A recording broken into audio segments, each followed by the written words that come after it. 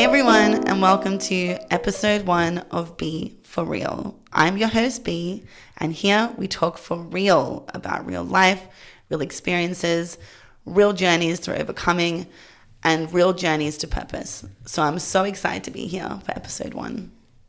This is a space I'm so proud to share with you, all about authenticity, all about standing in vulnerability and owning your stories.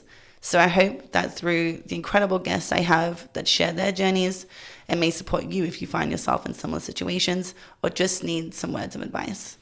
So buckle up for what will be an incredible series with some amazing people and myself, B, on Be For Real. So we're here now with episode 1, and there is no one else I wanted on this episode to start off this incredible series than one of my favorite people in the whole wide world, my identical twin sister, Monique. Hey, Mon. Hi, thank you for having me on the first episode of Be For Real. You know, there was just no one else I wanted to share this space with episode 1. I love you so much. I love you too. You are my roommate. You are my soulmate.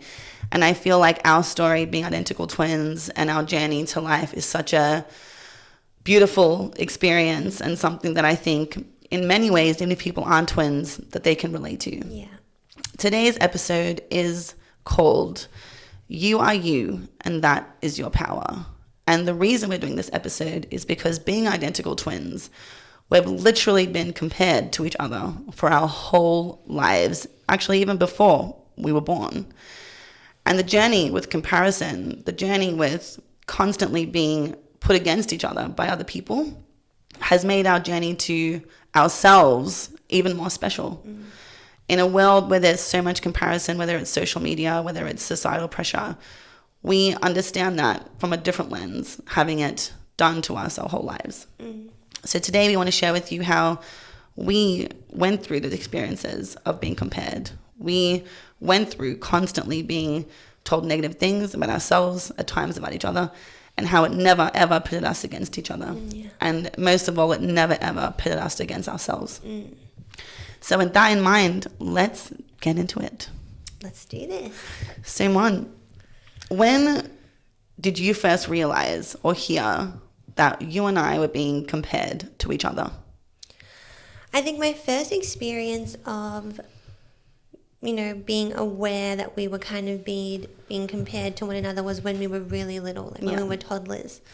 It wasn't so much particularized comparison. It was just people wanting us to stand together all the time and looking at us and like looking at our faces and squeezing them, and who's taller and who's growing faster and who, like, it was just, as a little kid, it was really bizarre. It was just very confusing. Strangers would do it, like our extended family would do it. And it just kind of instilled in me a kind of curiosity about what is this? Like, what is going on? Why, as soon as we're in a room with someone, they want us to come stand together, let me see you. And it was just very unsettling at a really young age. It was peculiar. Yeah. And that was my earliest memory of kind of that initial uneasy feeling about it, where I was like, what is this? Yeah. What's going on? I don't understand what's happening. Yeah. And that's how early it kind of started for me. I feel like there's this really weird societal understanding that when you see twins, you just can do that. Yeah. And I don't know why that is. I don't think it's normal to stand next to anyone and be told your differences or, in other people's language, your weaknesses compared to the other person. I think for me, then I noticed the comparison when I was really young too, because I fell down the stairs and I cut my nose with glass between ages 1 and 2. So from that point, that's how people used to tell us apart. They'd say, which one's Bianca? She's the one with the scar. There would be so many times when people would say who's who, and someone would yell, the one with the scar on her face, that's Bianca. And it was really weird because for me at that time, it was how people recognized me. So I was constantly having this experience where people were kind of pitting my fault, in inverted commas, as a way to identify me. Yeah. It just felt so strange. It just felt so strange. And I think I remember too, like, there was just no boundary. Like people would literally come up to me and you and grab our faces and like look closely at my nose and be like, no, she doesn't have the scar, that's Monique. Or looking at you and be like, oh yeah, there it is. And it was just so intrusive and so, perpetually negative. Yeah. It had a never really positive. negative tone to it. And it was really uncomfortable, to be honest. Yeah. And I'll just say, we really never thought we looked alike. No. I remember when we were probably 10, 12 years old, we stood in the mirror together and we were like, my nose looks like this and your face looks like that. And we loved the differences in each other. Yeah, and I remember when we did that in the mirror, we were like complimenting one another, like, you've got a beautiful smile and like your eyes are so beautiful, and you were telling me like, oh, I love your your mole right there, or it was actually a really beautiful moment. Because we just spoke like lovingly to one another, and even though we were identifying the things that we felt made us different and unique, we still reinforced in the other those beautiful traits that we saw, and how much we admired them in one another, which I thought was really nice. Yeah, and I think that's the really unique experience with us as twins, is that we love the differences in each other. We embrace the differences in each other. We celebrated the differences. We are very lucky that we never resented each other. Yeah. We never have. We never will. And I'm really grateful for that love that you have for me and the love I have for you, because it united us. It didn't pull us apart. And we had, our family home was a safe environment. So even though a lot of the comparison and the like negativity was external, at home, our mum and our dad and our brother really made us feel individual. We never felt like there was any kind of comparison in the home, or there was never any competition, which is really common with twins. We just never felt that at home. Our home was a real safe space, and a space that really championed our uniqueness and our differences. So it was really mostly the external noise and the external pressure, I think, that had the greatest impact on us in those early years. I agree. I think Mum and Dad and Doobie, our little brother, definitely encouraged us to find ourselves and encouraged us to explore our differences. When did the comparison get louder for you? Because I know our transition to high school was like a whole other ball game from when we were younger. What was that period like when we started to come into our own, get a little older, we were discovering our personalities? What was that period like for you in terms of, one, the comparison, and two, when you started to kind of figure out who you were becoming or who you wanted to be? I think high school was definitely that challenging time. Primary school was great. Like we were very different, but we were in the same circle of friends. So we had a real safe environment in primary school. It was happy, it was bubbly, it was youthful and exciting. But high school was where it really got challenging. We had a lot of traumatic things happening in our lives through those years, and I think coming into high school, I really struggled with anxiety, with social anxiety, and just feeling comfortable in external environments like that other than the house. So high school for me was really difficult because I was just cripplingly anxious. I couldn't engage with people. I couldn't, create meaningful friendships. I felt really misunderstood.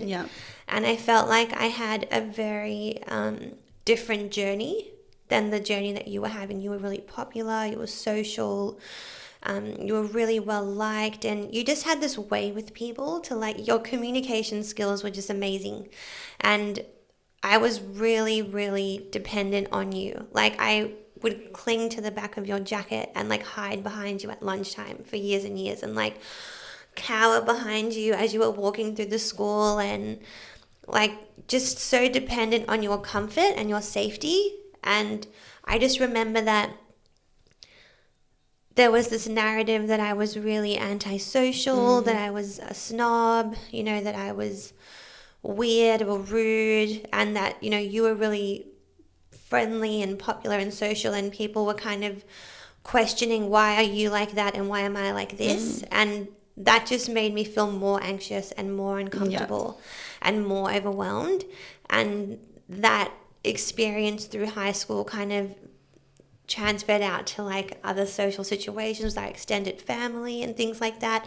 And I started to feel just really alone and really different and really uncomfortable and unsure where I fit. And that was when it really started to have an impact on me and like my confidence. Yeah. Yeah. And I think it's so important that, you know, people really don't know what other people are going through. Because I remember that time so clearly. I remember us having like what I know now to be coaching conversations around like, all right, Mon, this is how you start conversations. This is how you keep going. And I used to get so protective when people would say, your sister's a snob, she's this, she's that. I used to get so protective and want to just defend and just say you're wrong. And it was just such a weird time when we were coming into our personalities and we were kind of figuring out that we love each other so much, but we're becoming individuals and we're finding our own voices. And one thing I will say, even when people gave me a hard time, was that we always had each other's back. Always. We never left the other one on their own. And it's such a unique time in our lives, because while all that was happening for you, as much as I was coming into my own and realized I liked talking to people and I liked supporting people, I was having people say to me, you're the ugly twin, or like you're the rough twin, or you're the mean twin, or you're the bad twin, because apparently with twins there's always a bad one, which is complete nonsense. And I was having that experience where I was constantly being told I was less in all of these ways. And that started to impact my confidence. Clearly our voices sound different. It's one of the things I love about us.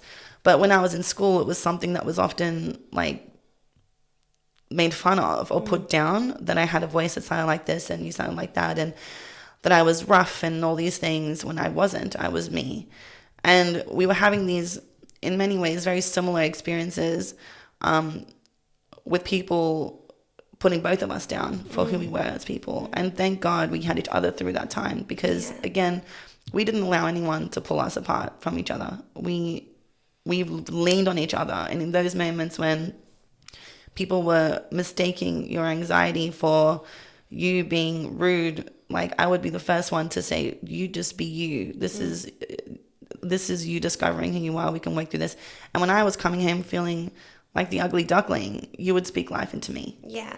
I think those conversations that we would have at the end of every day really helped and actually really prevented us from going into too dark a place, because, you know, we'd have a dialogue with one another where we can share our vulnerability and how it made us feel, and we would just reaffirm each other all the time.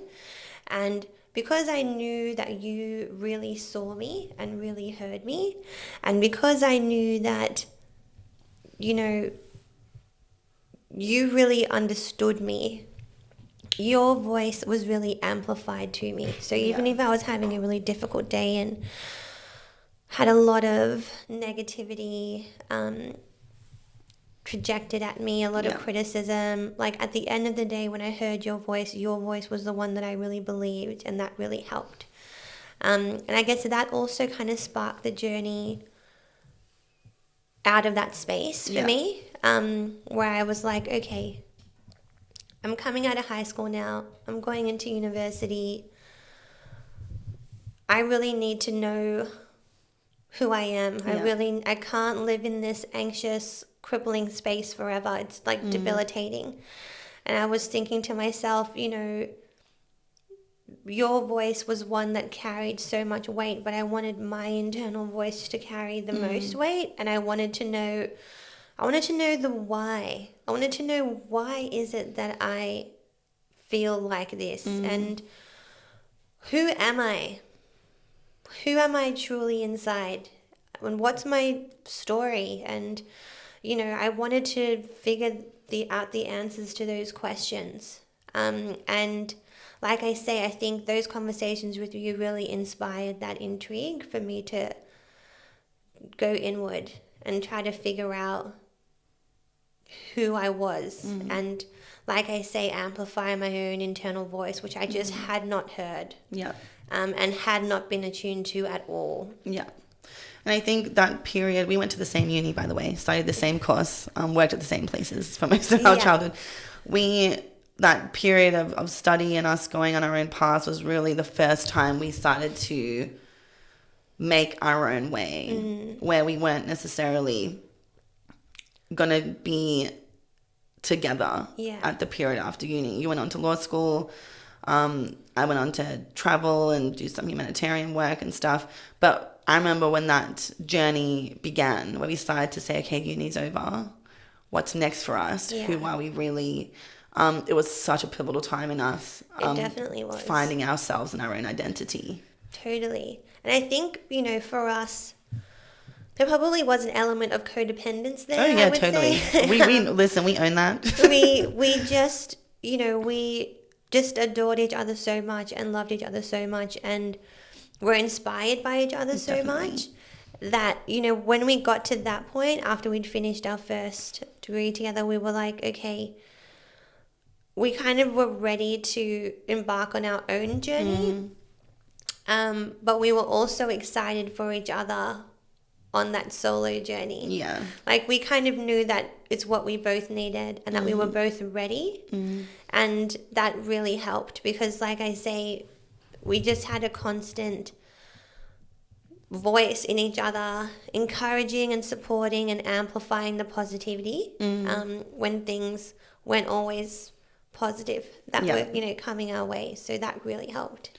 I think too, when you started to go into that journey of discovering who you were in your path, I was on a journey to accept myself. I feel like one thing I knew about myself from a very young age was who I was. I always knew me. It was accepting me that I struggled with because of the way people made me feel about myself. Yeah. And while you went on this journey to discover, I went on this journey to accept. And I remember crying to you so many times because people would say I'm this and I'm that and I'm the bad twin. I always struggled with that, with being labeled like, oh, so you're the bad twin, because there's always a bad one. And they would just look at me just about the way that I spoke or the way that I presented myself. It used to really, really upset me. Yeah. And as we got older, I started to express myself. I have a few piercings, I've got a few tattoos, and I used to love expressing myself creatively in that way. And the more things I did like that, the more people would say, oh, look at you, like you're the rough one. You've got scars on your face, you've got tattoos everywhere. It used to break my heart. I just remember those years where I just couldn't understand how what people thought of you and what they said about you was the most impactful thing on you. And I just could not understand how someone so amazing and just so great could allow these comments made by people to really break them down. And I remember saying to you, it was like a weekly thing. We'd go out, someone would say something. All the time. We'd come home and at the end of the night, even if we'd had overall a good night, you couldn't let go of that comment. That comment was really the thing that pierced you and you couldn't shake it. It's true. I remember saying to you one night, B, your internal voice has to be louder than the external voices. Never forget it. You have to allow your own internal voice to be the one that carries the most weight. 100%. 100%. And I remember that time so pivotally for me because I guess you call someone something for so long. It's labeling theory. You say something so much about a person, they start to believe you. And I think for me, the issue I always had was I felt so misunderstood. I felt so misunderstood and so judged for something that was not me, right? But what I learned about myself through my journey to love myself and accept myself is that I don't care what people think. I don't care what people think of me, what they say of me. I love me and I love the way that I present myself. It's a form of expression and it's a form of creativity, and I love my husky voice. I get that from my dad and my aunties, and I love the way that I can be out and connect to people and love people. But it took me on a journey to feel so sad about the way people would talk about me and judge me, to drive me on a journey to love me. And I knew myself when I was younger. I knew that I had these traits and these personality traits that I liked, but I didn't love them. At times when people would say those things about you being the bad one and stuff, I thought maybe I shouldn't get any more tattoos. Maybe I should try and be a little different. And I'm so glad that never happened. I'm so glad that I never let those external voices, as you say, dictate the way I show up in the world for myself. And I think while Mon was pouring life into me and giving me those talks about do not listen, it was hard too, because as twins, we were having very different experiences. Like, that was my experience. And I know, Mon had that happen to her as well. But for me, it was so much of my life that I feel like no one could understand. Like, no one could understand what it was like for me to be put down and compared to someone I just loved so much. And again, our love for each other really helped me love myself, love the differences between us, love the traits that I hold so dear to myself now. And for anyone out there who is a twin, who is compared, because it is hard, especially when you're young. Yeah. Trust me when I say there is no bad one. There is no bad one. There is no rough one. Those things, those words don't matter. There are only individuals who have incredible individual traits. And do not let the words of other people bring you down. Yeah, 100%. So I was on the journey to love myself. You're on the journey to find yourself. Yeah. And I remember having conversations with you that were like, be you. You're discovering that you're shy, actually, and that at times you like to be introverted, and that wasn't a bad thing. Yeah.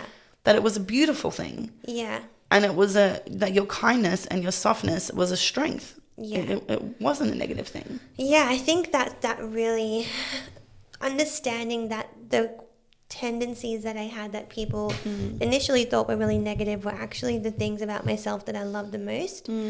Was kind of confusing initially, but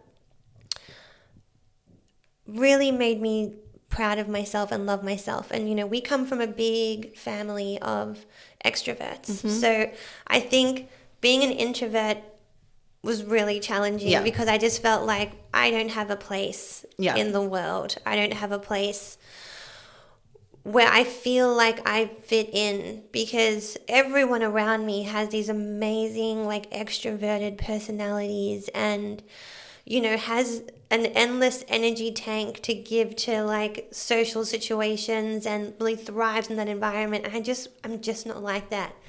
And I remember having to accept that and really be okay with that, and know that just because everybody else is like that doesn't mean that I'm like that, and that's not a negative thing. That's not some kind of defect. That's just me. Yeah. And I found that those things that were, initially negative, like I was really quiet, I was more introverted, I liked my own time, I liked stillness and quiet, those things actually really made me a very good listener. I found that I was an active listener, and I found that I, could have some really reflective thoughts, and I could, ponder things and enjoy that time alone and spend it kind of learning about things and diving deep within myself. And in the end, I just realized, man, I actually love the person that I am.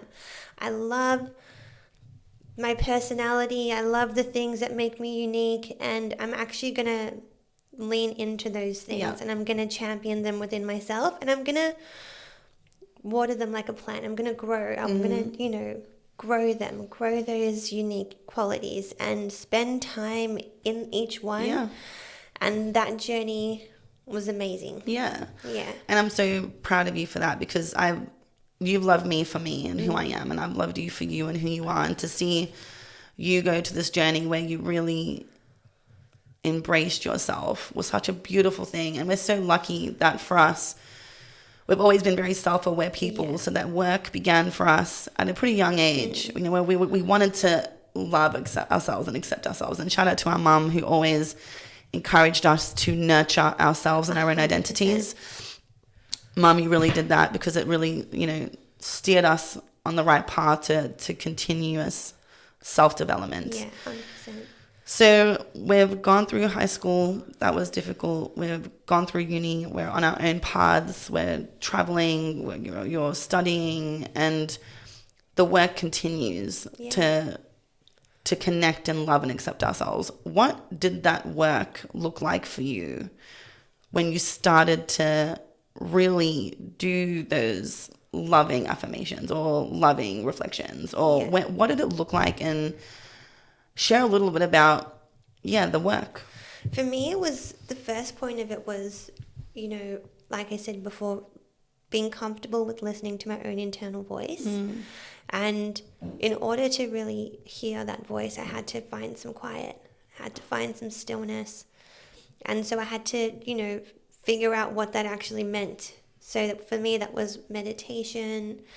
That was not distracting myself with things all the time, like, technology or being around you, or even in the house, just never, never being alone in my room. It was about actually making time to be on my own, going out into nature, going for a walk and just listening to the sounds, or sitting in the park. It was being really intentional about not trying to dull that internal dialogue that I had not been attuned to at all. That was the initial thing.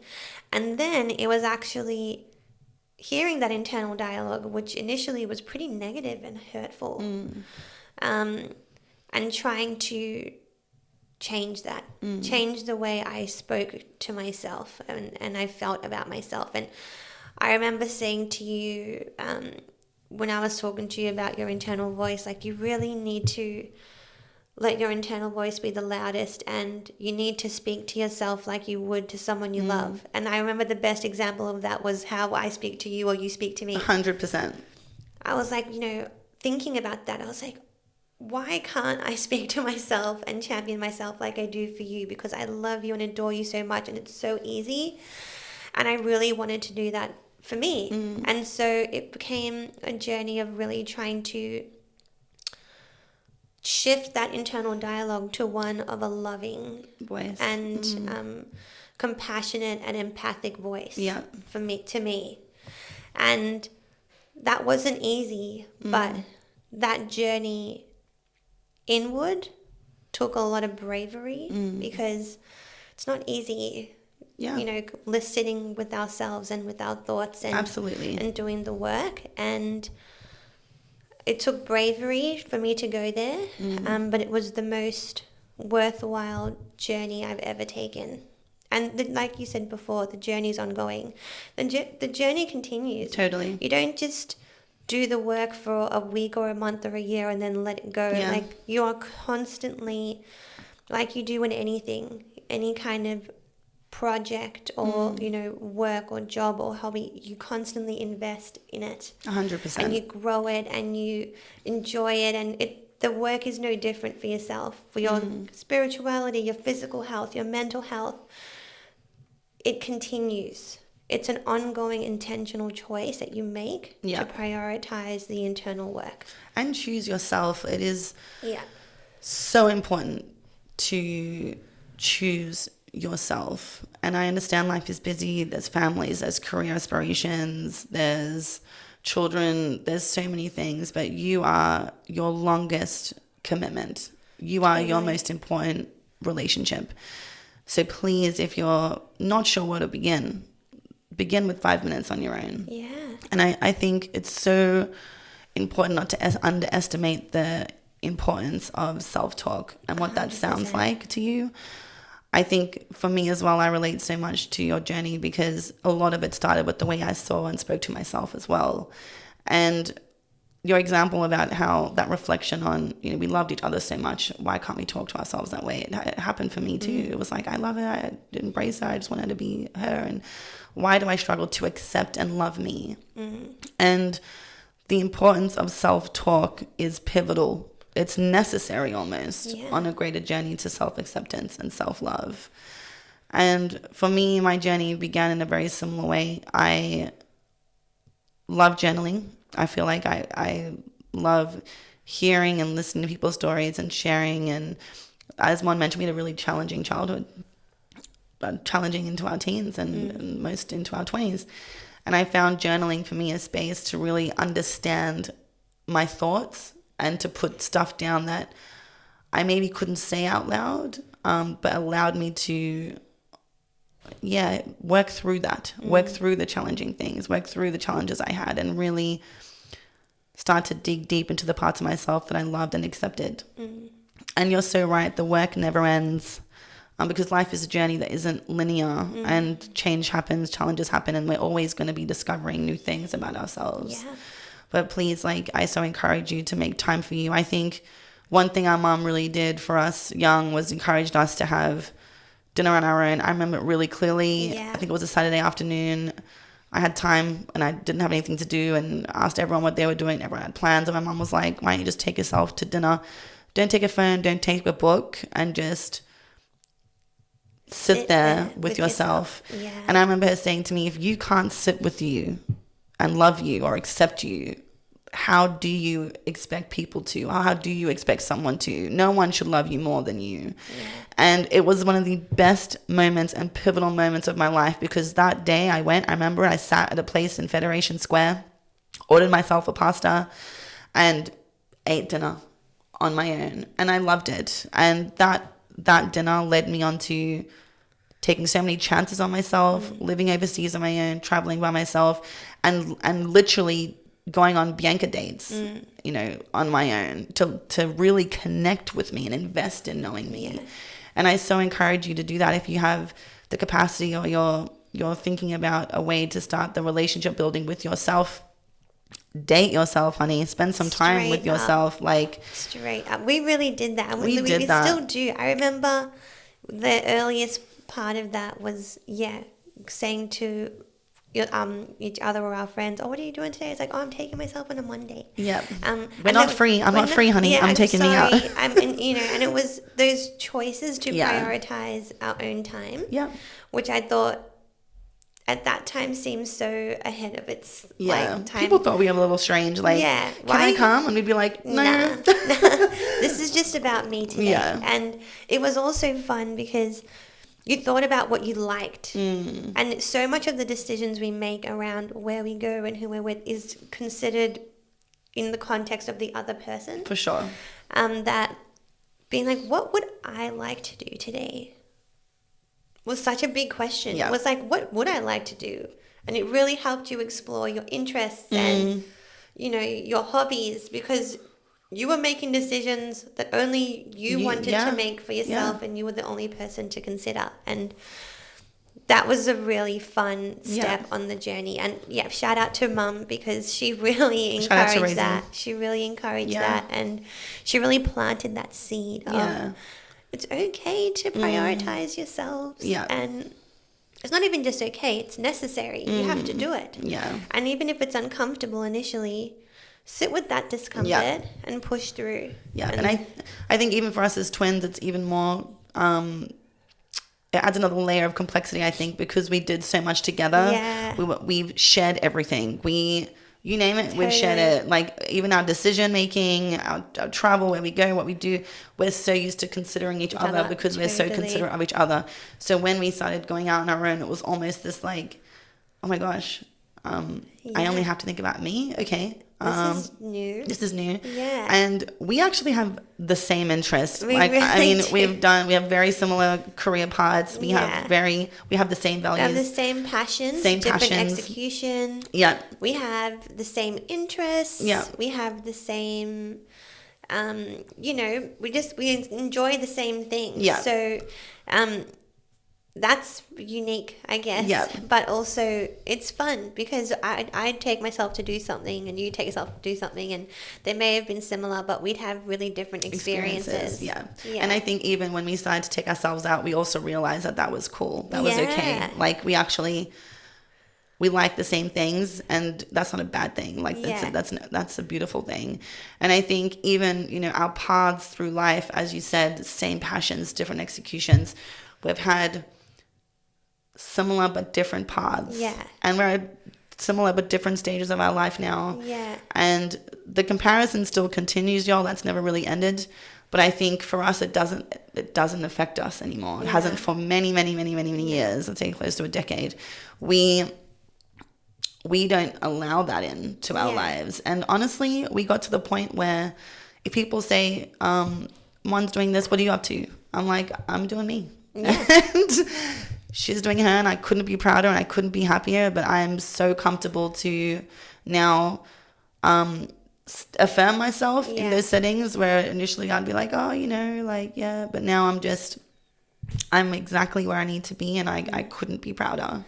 Yeah. And I think the journey to ourselves was really, in its essence, like, we knew each other so well. Yeah.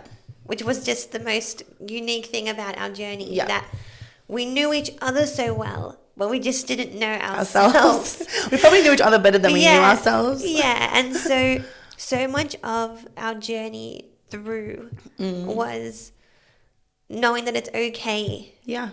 It's okay, even though we're so close and we're so connected. It's okay to want to be me. Yeah. And it's okay to want to be you. And I think you're right. Like, now, energetically, we're standing in such a strong and authentic space that when there is that negativity or that kind of comparative dialogue that people kind of project on us, we're at a point now where it doesn't even have an impact. And to be honest, it doesn't often happen because people know that, I guess, energetically, it's not welcome here. Yeah. And they know that I ride for you and I will champion you every chance I get, and that you'll do the same for me. So people now very, very reluctant to say anything about me to you or you to me, because they know that that's just not welcome, and we're not going to allow it. Yeah. But that sureness comes from doing the work. 100%. And comes from being able to stand in your authentic self in any room. Yeah. And I think that's really the goal of the journey, to be comfortable and accepting and loving of yourself in any space. 100%. And now with social media and all these other external, loud, amplified voices that we spend so much time tuning into, that can have a real subconscious pull. It's so important now to do the work. For sure. Because if you're not right in here, you're not going to be right out there. Like, 100%. You're not going to be right in the world if you're not going to be right inside. Yeah. And it's so hard now to find that authenticity in oneself, because it's hard to know. I mean, there's all these other kind of external models of behavior and appearance and conduct that everyone's kind of fleeting into, that you lose the idea of what's my own essence of my being. Yeah. And now more than ever, we need to find that. We need to find that authenticity. Definitely. And we need to do the work. And I'm so grateful that we actually had the difficult experiences of being compared, because where we are in the world right now, the comparison pressure of social media, for me, it doesn't penetrate me. Oh, it doesn't touch me, because we had that experience for so long in our lives that we've learned to look in, as you say, and stand steadfast in our authenticity. And we so encourage you to take the time, as we've said throughout this episode, to get to know you, because as the theme of the episode states, you are you, and that is your power. Your uniqueness, your quirkiness, your traits, they are actually your gift. And it's okay to live a life people don't understand. It's okay to be yourself, whether people don't understand that. Don't change you. Learn to love and accept you. That's it. And that's really why we wanted to create this episode today, is to show you our journey through being compared for so long, to finding our own paths, to doing the work, to be sitting where we are right now with so much love for each other and so much love for ourselves. Yeah. And just give yourself permission to go there. Yeah, definitely. Be brave enough to do the work, to sit with yourself. Don't be scared of the journey. Be excited about it. Yeah. And take it. Yeah. Because like I say, the journey inward is the most worthwhile journey you'll ever take. Yeah. And you only get to live life one time. You want to live your life being your most authentic self. 100%. Because when you're in that space, life has no bounds. It has no limits. And you'll be happier. Yeah. You'll be more content and you'll enjoy life more. So be brave and take the leap. Into yourself. 100%. So what does the next little while look like for you? You've got a new change coming in your life. Mon's about to be a mama bear any day now, and I'm about to be an auntie, which I cannot wait for. I've cried many a time about this, and we're both embarking on such different paths, but such a beautiful path together, where I get to walk alongside you in this journey and this part of your life. What does the work look like for you moving forward? The work for me looks much like what it's looked like, you know, being intentional about my time with myself. It may be a challenge to find that time, but like I've had to do my whole life, in order to do the work, I have to prioritize it. Yeah. And I feel like having that routine that I've built within myself to prioritize that time, I know it's important for me, so I'll ensure it happens. And, you know, I'm excited. I feel ready. Yeah. I feel, I guess, like being in an authentic space with myself and really content with who I am. That doesn't change when you go into motherhood. And I feel more excited about it because I'm learning about a whole new dimension of myself. 100%. And that new dimension of me, I'm excited for that journey. I'm so excited to see really this looking role. forward to it. You're going to be the greatest mum. Thanks, B. And I'm so excited for my niece or nephew, which we'll find out soon. Yeah. But to see the way you've handled this journey so intentionally, so aware, so ready, it's been an inspiration to me to know that, God willing, when it happens in my life, I've got such a good role model in you to see how you've gone through this journey of embracing this new chapter and this new part of your identity and unlocking this new thing. And I just can't wait for it. So do you have any final words of advice to anyone out there who may be on a similar path, who may be a little bit lost, who may not know who they are, or who may be battling the comparison gremlin out there? I think I'll just kind of echo what I've said. You know, let your voice be the loudest voice, be the amplified voice that you hear and that you believe. Let that voice be a loving voice. Let it be a voice of empathy and compassion and love. Yeah. And take the time to find some stillness. Yeah. So that you can actually hear yourself. You can hear your thoughts. You can know your interests and you can, you know, understand your emotions and your feelings. Like, take the time to sit in that space. Yeah. And be brave enough to take the journey inward. Those are the things that I would say. If you can take anything from today, you know, take those things and know that you're worthy. You are worthy. You're worthy of self-love. You're worthy of happiness, and you're worthy of contentment within yourself. And it's just about finding the journey to get there and taking the journey. And it might be a new road that you've not taken before. It might be a little bit scary. It might be hard, but you can do hard things. Yeah. And I know when the phone is so accessible and distractions are so accessible, being alone is even harder to commit to. But know that you can explore yourself. It may seem scary. Things might come up for you that you didn't know were there. But that's the journey to self-discovery, my friends. And you deserve that. Yeah. You deserve that. So thank you guys so much for listening to episode 1. Thank you for having me. I love you so much. I love you too. I am so excited for the future, and we'll definitely bring Mon back on for more episodes. But I hope today, if you've been listening, you managed to take something away. You managed to leave with such good energy. We are pouring good energy into you right now, and we hope that you receive that. So thank you so much for listening. This is Be For Real. Peace and love.